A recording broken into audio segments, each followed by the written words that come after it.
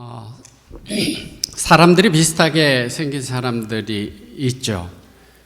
똑같이 생긴 사람들이 있다고 사람들은 생각합니다. 나랑 어딘가 똑같은 사람이 어딘가 살고 있다고 하고요. 똑같이 생긴 사람을 도플갱어라고 그렇게 이야기를 합니다. 어디선가 나랑 똑같이 생긴 사람이 있고 만날 확률이 굉장히 낮지만 우연히 자기랑 똑같이 생긴 사람을 만나는 경우도 있다고 하는데요. 서로 어떤 혈연 관계가 있지 않음에도 불구하고 정말 많이 닮은 그런 사람들이 서로 만나는 그러한 경우가 있습니다. 사진을 한번 보여드리겠습니다. 자, 이 사람들은 우연히 같은 비행기 옆자리에 승객으로 서로 만났어요. 근데 보니까 자기랑 너무 똑같이 생긴 거예요. 놀랍죠? 예. 이런 사람이 세상에 있구나. 이렇게 느끼는 거죠. 자, 이 사람들도 똑같이 생겨요.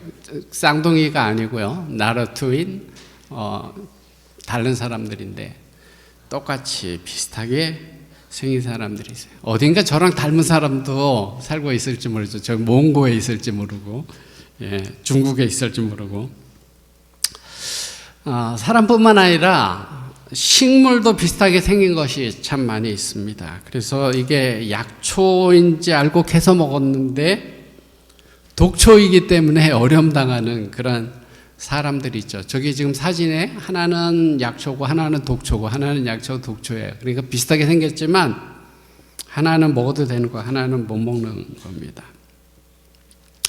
특별히 버섯에서 그런 경우가 많이 일어나죠. 전문가가 아니면 산에서 버섯을 봐도 보통은 따거나 만지지 말아야 되죠. 이게 먹는 것 같은데 이렇게 그렇게 하면 어려움 당하는 경우가 있습니다.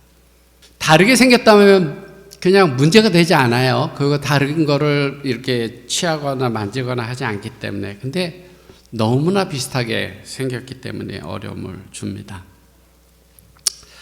저는 오늘 알곡과 가라지, 또 쭉정이, 겨에 대해서 좀 말씀을 나누려고 합니다. 먼저 성경 말씀을 보겠는데요. 마태복음 3장 12절하고 누가복음 3장 17절 같은 말씀인데요. 보겠습니다. 손에 키를 들고 자기의 타작마당을 정하게 하사 알곡은 모아 곳간에 들이고 쭉정이는 꺼지지 않는 불에 태우리라. 여기 쭉정이와 알곡이 있죠. 쭉정이, chaff라고 하는 단어를 썼습니다. 여기에 알곡과 쭉정이에 대해서 말씀하고 있고요. 알곡과 쭉정이가 계속 같이 있다가 타작마당에서 알곡과 쭉정이가 나누어집니다. 호세아서에서도 쭉정이에 대해서 말씀하고 있는데요. 호세아 13장 3절에 이러므로 저희는 아침 구름과 같으며 쉽게 사라지는 이슬 같으며 타작마당에서 광풍에 날려오는 쭉정이 같으며 굴뚝에서 나가는 연기 같으리라. 여기 타작마당에서 광풍에 날리는 쭉정이 같아 이렇게 말씀합니다. 영어로는 같은 단어를 썼는데요. 한국말에는 다르게 표현된 것도 같이 찾아보겠는데요. 예레미야서 23장 28절에 나 여호와가 말하노라 몽사를 얻은 선지자는 몽사를 말할 것이요 내 말을 받은 자는 성실함으로 내 말을 말할 것이라. 겨와 밀이 어찌 비교하겠느냐. 여기 겨와 밀, 겨라는 것이 나오죠. 근데 영어로는 그 쭉정이라고 한 거랑 같은 단어를 쓰고 있죠. 여기 쭉정이라고 하는 쭉정이라고 하는 이 단어, 겨라고 하는 단어는 아키론이라고 하는 헬라어를 번역한 건데요. 한국말로 쭉정이 이렇게 번역됐고 영어로는 chaff라고 이렇게 번역되어졌습니다. 쭉정이와 겨라고 하는 거요. 쭉정이와 겨라고 하는 것은 열매는 열매인데 다른 게 아니에요.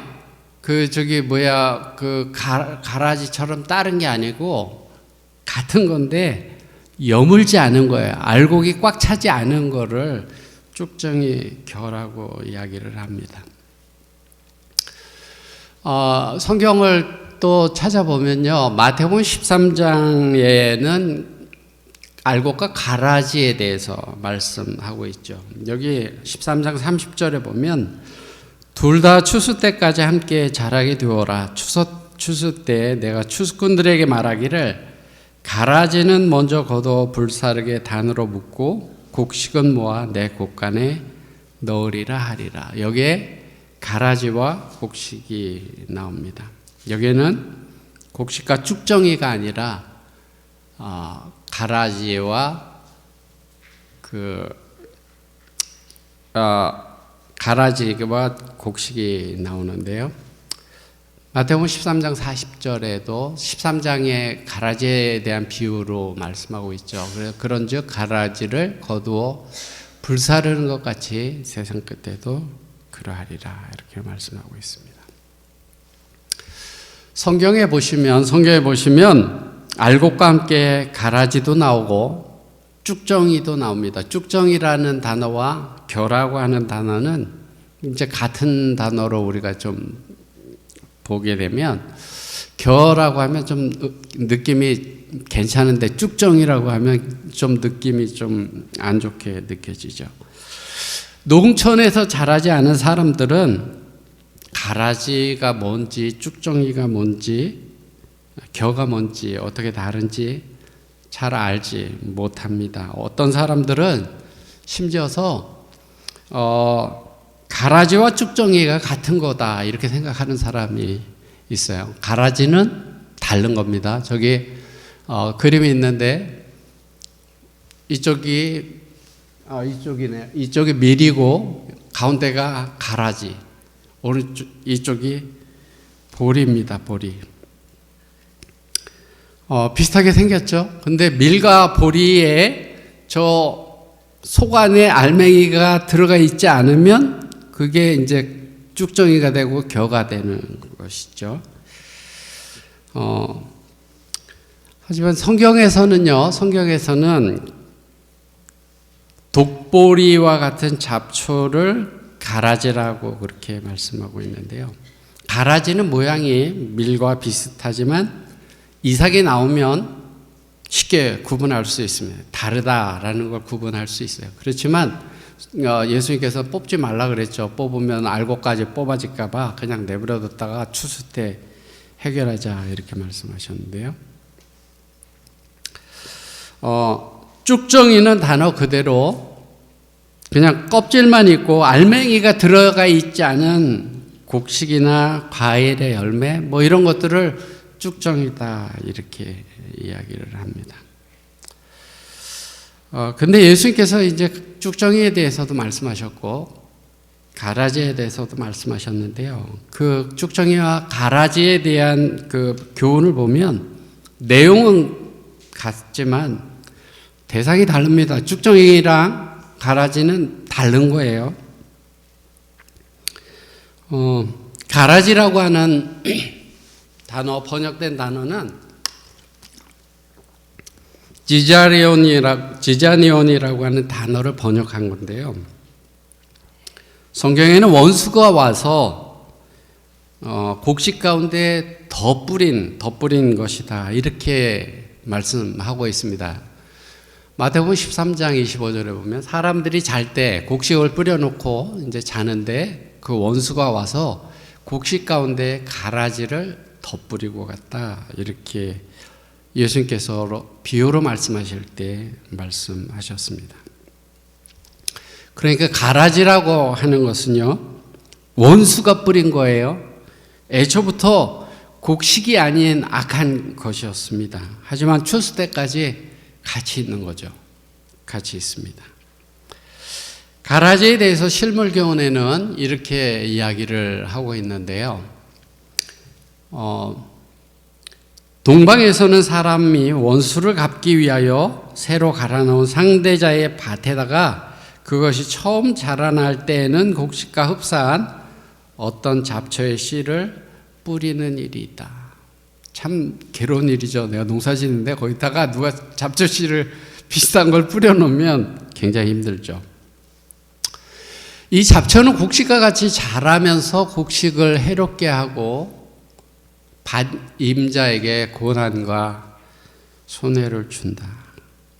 이와 같이 사단은 그의 악한 씨를 천국의 좋은 곡식 가운데 뿌리는 것도 그리스도에 대한 원한으로 하는 것이다.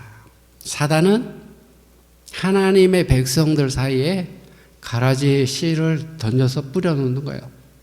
예수님 힘들게 하려고 그렇게 한다는 거죠. 근데 보세요. 여기 한편으로 그리스도의 품성과는 배치되는 품성을 가지고 있으면서도 그리스도를 믿노라고 하는 자들을 교회 안으로 들어오게 함으로써 누가요? 마귀는 하나님을 욕되게 하고 구속사업을 악선절하며 영혼을 위태롭게 한다. 이 실말교훈의 말씀을 읽어보면 가라지는 어떤 사람인가 하면 그리스도의 품성과는 배치되는 품성을 가지고 있으면서 그리스도를 믿노라고 하는 사람들, 그 사람들이 가라지다 이렇게 말씀하고 있는 거예요. 그리스도의 품성을 가지지 않으면서 예수님 믿습니다. 그러면서 나쁜 품성들을 자꾸 이렇게 나타내서 교회 안에 곡식들이 신실한 백성들이 힘들고 그렇게 예수님도 힘들고 그렇게 하도록 사단이 만든다 이렇게 말씀합니다. 가라지가 뭔지 사실은 뭔지에 대해서는 알곡과 가라지라고 하는 제목으로 말씀드릴 수 있는데요. 제가 오늘은 가라지보다는 쭉정이에 대해서 좀 말씀드리려고 하는데요. 쭉정이는 그렇지 않습니다. 쭉정이는 원래부터 쭉정이가 아니에요. 곡식 가운데 똑같이 곡식으로 이렇게 열매가 맺혀지고 자라나는데 속 안에 충실하게 열매가 쌓여지고 맺혀지고 알곡이 되지 못했거나 또는 병충해로 인해서 속이 이렇게 비어버린 것을 쭉정이라고 합니다. 제가 이 쭉정이 생각하면서 뭐가 생각나냐면 공갈빵 있죠. 공갈빵 이렇게 껍데기만 크고 속 안에 없는 거 그게 생각이 나던데요.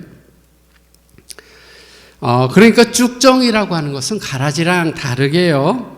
하나님의 말씀으로 싹이 트고 이삭이 되는 경험이 있었던 성도예요. 성도들이 쭉정이라고 하는 사람이 지금 이야기하고 있는 이 쭉정이는 똑같은 경험을 지금 하고 있는 거예요. 똑같은 씨에서 똑같이 지금 싹이 나고 자라는 경험을 하고 있는 거예요. 결과적으로 열매가 안 된 것이죠.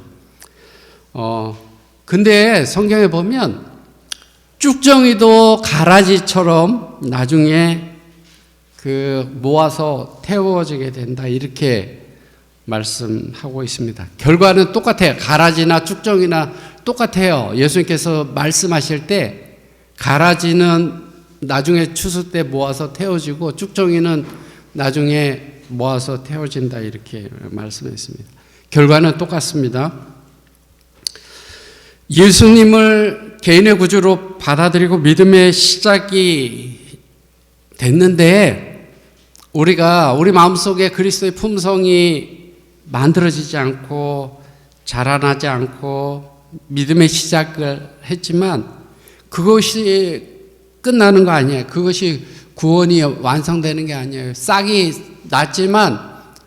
났으니까 이제 열매 그렇게 되는 게 아니에요. 싹이 났지만 열매가 될 수도 있고 쭉정이가 될 수도 있다라고 하는 사실입니다. 우리가 쭉정이로서 마지막 날에 꺼지지 않는 불에 들어가지 않고 알곡이 되기 위해서는 우리의 믿음을 끝까지 유지하고 우리 속에 열매가 맺혀져 가야 되는 것이죠. 그러기 위해서는 우리가 날마다 말씀을 읽고 묵상하고 기도해야 합니다. 그리고 우리 자신의 마음속에 자신의 믿음으로 속이 빈 쭉정이가 되지 않게 병충해와 같은 원인들을 제거해야 합니다. 제가 여기 이 글은 올리지 못했는데요. When you look at the Psalm chapter 1, 그 시편 1편을 보시면요, 1절부터 3절까지 복 있는 사람은 악인의 길을 쫓지 아니하고 죄인의 길에 서지 아니하고 오만한 자리에 앉지 아니하고 주야로 여호와의 율법을 묵상하고 명상하는 사람이라 그랬어요. 그런 사람은 시냇가에 심은 그 나무가 이렇게 풍성한 것처럼 풍성하게 될 건데 4절에 verse 4 악인은 그렇지 않으며 겨와 같다 이렇게 말씀했습니다. 겨와 다른 알맹이들은 하나님의 말씀을 주야로 읽고 묵상하고 기도하는 사람이다라는 사실. 시대의 소망에 있는 말씀을 보면 어떤 사람이 알곡이고 어떤 사람이 쭉정인지를 알게 됩니다. 어떤 사람이 알곡이고 어떤 사람이 쭉정인지를 알게 되는데요.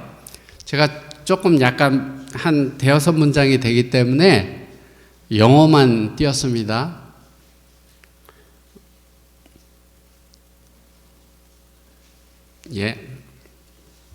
영어만 띄었습니다. 제가 좀 천천히 한국말로 읽어드릴게요. 그는 또 그리스도의 나라의 신민이 된 사람은 모두 믿음과 회개의 증거를 나타내게 될 것이라고 말했다. 하나님 나라의 백성이 된 사람은 믿음과 회개의 증거가 나타나야 된다는 거예요. 그리고 친절, 정직, 충성이 그들의 생애 가운데 나타날 것이다. 친절, 정직, 충성이요. 그들은 궁핍한 자를 도와주고 그들의 예물을 하나님께 드릴 것이다. 하나님의 나라의 백성이 된 사람들은요, 그들은 의지할 데 없는 자들을 보호해주고 미덕과 동정의 모본을 나타낼 것이다. 이와 같이 그리스도를 따르는 자들도 성령에 변화시키는 능력을 증거할 것이다. 지금 일상생애에서 의와 자비와 하나님의 사랑이 나타날 것이다. 지금까지 제가 읽은 그 내용들은 하나님의 백성들은 이런 모습이 나타날 거다. 이것이 알곡의 모습이다라는 거예요. 자, 이제 제가 줄 쳐놓고 글씨 좀 크게 했습니다. 그렇지 않으면 그들은 불에 던질 쭉정이와 같을 것이다. 자, 저 위에 있는 내용, otherwise 위에 있는 내용들은 알곡을 설명하고 있는 거예요. 저렇지 않으면 쭉정이다. 이렇게 말씀하고 있는 것입니다. 이 말씀 속에 알곡이란 어떤 사람인가를 잘 말해주고 있습니다. 믿음과 회개의 증거가 나타난다 그랬습니다. 오늘 우리의 삶 속에 우리에게 이런 증거를 가지고 있습니까? 믿음과 회개의 증거가 나타나고 있습니까? 또 알곡은 정직, 친절, 충성의 모습이 나타난다고 했습니다. 그리고 가난한 자, 어려운 자들에게 동정심을 가지고 도와줄 거다. 그렇게 말씀하고 있습니다. 그들의 삶 속에 변화시키는 성령의 능력이 나타날 것이다. 그렇게 말씀했습니다. 삶에서 공의와 자비와 하나님의 사랑이 나타날 거다. 이렇게 말씀하셨습니다. 누구에게요? 알곡들에게서. 이런 모습이 나타나지 않는다면 우리는 알곡을 닮은 쭉정이다라는 거예요. 알곡을 닮은 쭉정이가 될 수 있다라고 하는 것입니다. 제가 처음에 비슷하게 생긴 거를 말씀했는데, 알곡과 쭉정이는 겉모습은 똑같습니다. 똑같아요. 비슷한 게 아니라 아주 똑같습니다. 구분할 수 없어요. 겉으로 봐서 알곡, 쭉정이 구분할 수 없습니다. 옛날에 농사를 지을 때요, 바람을 이용해서 추수 후에 쭉정이를 골라냈습니다. 똑같이 알곡하고 똑같은 거를 모아놓고 바람을 통해서 쭉정이를 골라냈어요. 자, 바람을 불면, 키질을 하면 알곡은 무거우니까 그냥 이렇게 떨어집니다. 근데 쭉정이는 그냥 날아가요. 이렇게 약간 이렇게 하면 날아가죠. 여러분들 키질하면, 이렇게 하면 저기 뭐예요?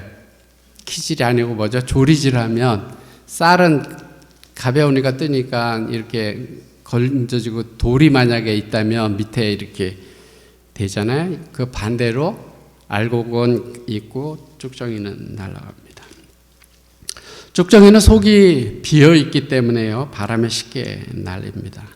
신앙의 세계에서도 똑같은데요, 속이 빈 쭉정이가 있는데 평소에 드러나지 않아요. 똑같습니다. 똑같아요. 알맹이나 쭉정이나 똑같아요. 근데 바람이 불면 드러납니다. 이 쭉정이랑 알맹이랑 구분할 때 바람이 불면은 구분되는 거예요. 여기서 말하는 바람이라고 하는 것은요, 시련입니다. 우리가 살아가면서 어려움이나 교회 생활에서 어려움으로 이리저리 흔들립니다. 그런 일들이 우리 모두에게 다 있죠. 그것은 너무나 자연스러운 현상입니다. 모든 사람들 삶 속에 시련이 오고 흔들리고 그런 것들은 자연적인 거예요. 이때, 그런데 그러한 상황 속에서 알곡인지 쭉정인지가 드러납니다. 요즘 세상은 점점점 더 살기 어려운 세상이 되어져 가죠. 뭐 AI다 뭐다 뭐 점점 살기 어려워져 가는 세상이 되고 있습니다. 신앙을 더 열심히 하든지 아니면 점점 더 뒤로 물러나든지 하게 됩니다. 시련이 오게 될 때 어떤 사람들은 더 하나님께 가까이 나고 어떤 사람들은 뒤로 물러납니다. 오늘 우리의 신앙의 모습은 어떻습니까?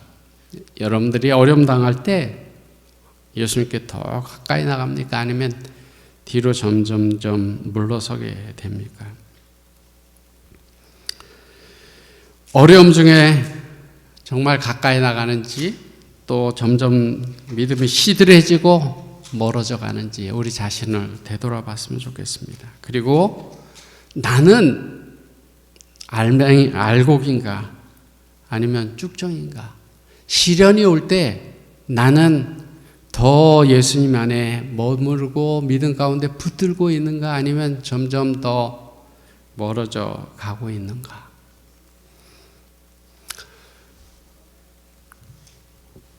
목사들 중에도 알곡이 있고 쭉정이가 있습니다. 분명합니다. 여러분들